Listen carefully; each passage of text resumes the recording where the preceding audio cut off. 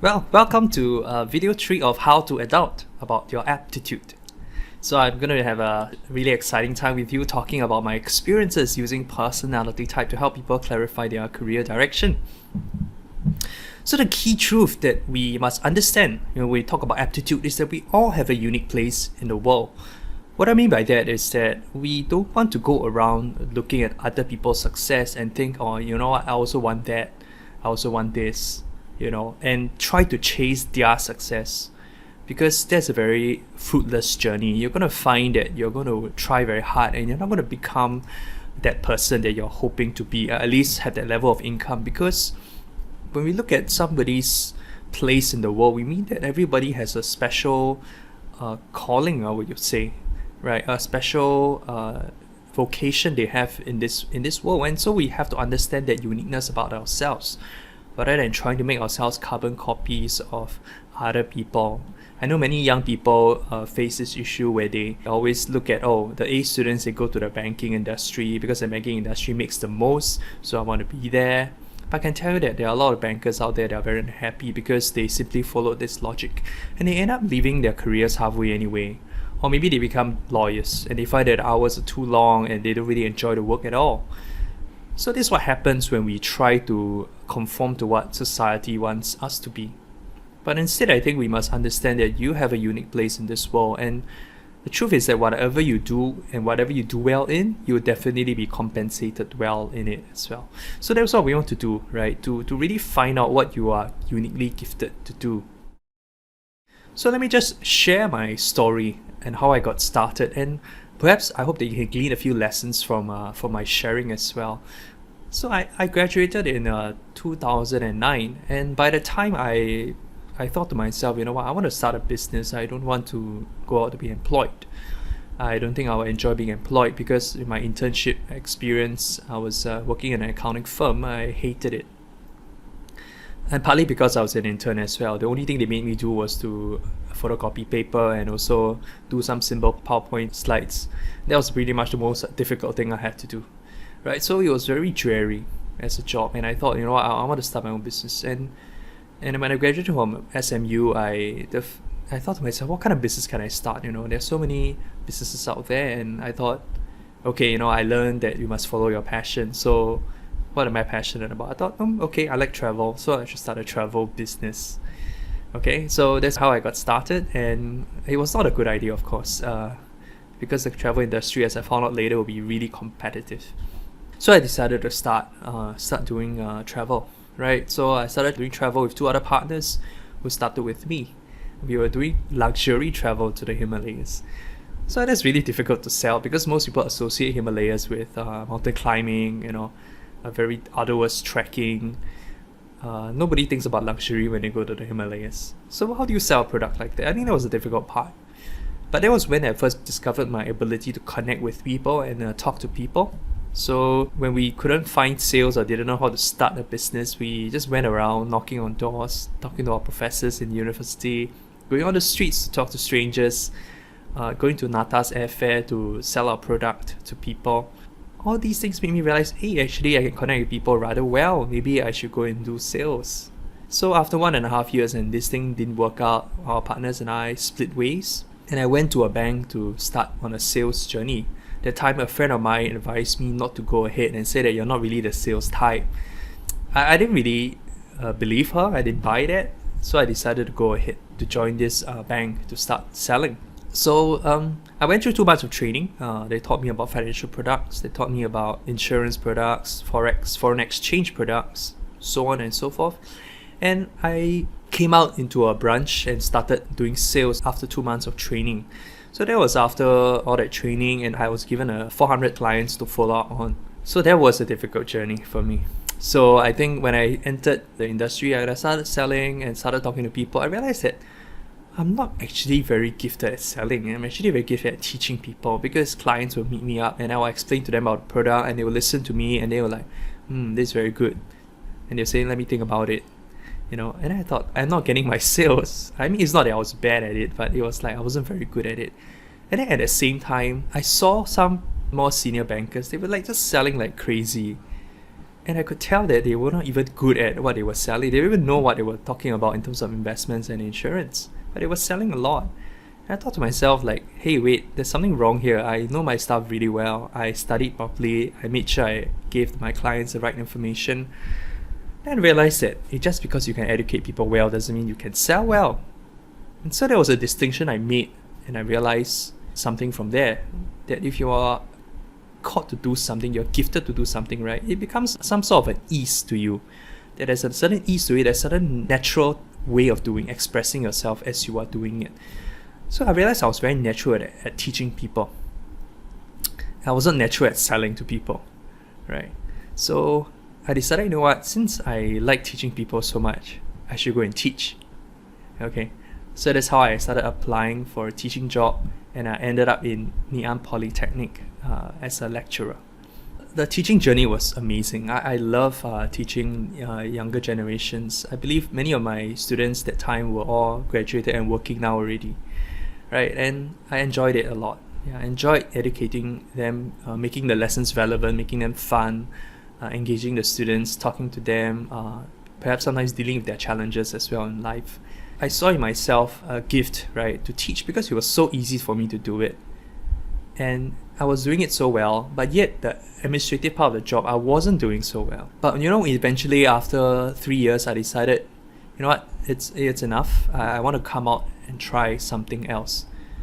And why did I do that, even though I enjoyed teaching a lot? Is because I felt there was a lack of a challenge for me. I felt that there had to be something more, and I was only rather young then only, and I wanted to just go out there to the world and give my best and really create something of my own. That was when I decided to come out again to do business, but this time much more wiser, this time with a little more wisdom, to know my own gifting, which is to teach, which is to impart, which is to, at some level, to sell. And that's how I ended up starting my business, right, after making this whole detour in sales training. And I started that business when I was about 30 years old, and that was like after 5-6 years of just jumping around and just really exploring something. And through that, I discovered even more of my giftings, right? Besides teaching, formulating ideas, creating curriculum was one of my strengths as well. And because of that, I managed to be hired eventually, 3 years down, 4 years down, for some huge projects with some big clients as well. They paid me close to 6 digits to design programs for people and all that. And it was quite amazing, right? I never thought that I would be able to be paid so much after I discovered my giftings and began to hone those giftings. That's why we want to share with you guys, to know that if you can understand your aptitude, then it becomes at some level effortless for you to shine, effortless for you to stand out from everybody else. That's what I want to impart to you guys today on aptitude. And aptitude, really, I want to link it to personality type. The key benefits of knowing your personality. Some of you might be asking, what personality, right? There are many personality profiling systems in the world, but the truth is it doesn't matter, okay? I personally use the Myers-Briggs type indicator, but I think using any other types like the Enneagram, like the DRSC, like perhaps even the Imagenetics, or even the Big Five, there are many instruments out there, and all of them have their own benefits. But the key of that is to understand yourself and having a level of self-awareness, so that you know, number one, what types of career will give you joy. What kind of careers, in a sense, will find you fulfillment and results at the same time. Okay, that's the first thing about knowing your own personality. And number two is that you become self-aware of your strengths and weaknesses.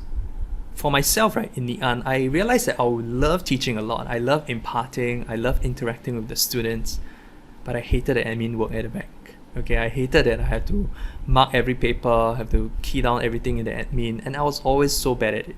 Okay, I was so bad at it, and I was just very good with the students, and the feedback from the students was always very good, but the feedback from my colleagues who had to do my admin work wasn't very good. Okay, but I wasn't self-aware of that then. But now I am very aware of what I'm good at and what I'm not good at, so that I can focus my energy and delegate the stuff that I'm not so good at. And last of all, to recognize the work environments that work for you. Some people like collaborative environments, some people like competitive environments, some people like environments where they work mostly alone. Some people like environments where they can work with people on a regular basis, interact with people. I think it's very important to understand that, because if you don't, you will get burnt out on the job without knowing. So these are the key benefits that I feel is so important for you to learn about your natural aptitudes or your personality. So right now I want to talk to you some success stories that I have of my students, because as somebody who is certified in MBTI, I actually advise a lot of people on their career choices. And I'll share with you one of them. Her name is Paula. Paula used to be a school teacher. Well, she was doing quite okay in her job. I think there was certain aspects about her that frustrated her, like for example the long hours as a school teacher and the fact that she was going to have a kid soon, and how is she going to take care of a kid, once she ends her maternity. Right, so she had a lot of considerations, and teaching as a profession, generally I would say it's overworked and underpaid. I remember one night we were having a supper at Holland V, and I just told her, "Friend, I think you should consider doing real estate because of your personality. You're very extroverted, you enjoy talking to people, and you're an actually very resilient person. You can take up setbacks very well, and you'll be able to take the setbacks that comes with a sales job and emerge out the other side and being rewarded greatly." That was about many years ago. She just listened to it, we all laughed, and she didn't take any action immediately. But recently she decided to make a switch, and finally she decided she should join real estate, as I advised. So I introduced her to her current boss, and at first of course it was difficult for her to take the exams to be certified as a real estate agent. But after she finished the exam, she started running. It's difficult. Sales is never easy. Right, and just less than a year later, she became one of the top real estate agents in her district. Her hustle mode and her extroversion and her relentless, never give up attitude helped her to be able to succeed tremendously. I think her income rose at least 5 times ever since she made that switch. And that's pretty amazing. But the amazing part about it is that if she had figured it out earlier by understanding herself, understanding what she was gifted to do, she would have had this success, 5 years earlier, and she might be even making more right now. Right, that's the power of knowing your aptitude, knowing your personality. And I'll tell you another story as well of people I lead. I lead in a church, so I have a lot of young adults in my group, right? So about people ranging from 28 to 32. And so one of the things that I do as a group in my church is to bring them overseas for these mission trips or humanitarian trips to Myanmar. In these trips, because I'm so aware of everybody's giftings, I often place them in areas that their gifts are being utilized. So I place everybody in all their areas that they are utilized and they are meaningfully used. And you know what I do in the end as a trip leader is that I sit back and watch everybody do their job so well. I just watch. And one of these, I just give an example, is a friend. I'll just call her Amanda. Amanda is not a very, let's say, the most social person. She's a very direct to the point, very introverted person. But one thing she's very gifted to do is to manage money. She's very precise. So when I give her the accounts to manage, for example, I can tell you not a single cent is left unaccounted for. Every single cent she accounts for very carefully. Everybody that tries to claim something, she has to check very clearly that you can claim. This is very stingy of sorts, and some people think it's very stingy, very irritating to be like that. But yet, because of her, I don't have to look back and look at the finances and hope that nothing's missing. She's always on the ball about that. It's the same thing for you. You want to be in a place where you are valued in this way. We want to be a place where people can see you for your giftings, not your weaknesses. And that's where you find success. And when your giftings are being expressed to the world and your weaknesses are being put aside because the job role doesn't require you to use your weakness area. So we want to encourage you guys to really learn about your personality so that you can find your success wherever you are, whether it's a job, whether it's in your projects with your friends. Alright, so that's the end of the video. Okay, there's a fun work for you to do. Okay, you can go to 16personalities.com and take the test. 16 personalities is a test based on the MBTI. If you take the test, you get your results. What I want you to do, right, is to just put in the comment box below what type you are, what your field of study is. Okay, so for me as an expert, what I will do is I will return the favor as you comment by replying you with the 3 career choices that you could consider based on your personality type. So please go to the website and get it done, alright? And I'll see you in the next video.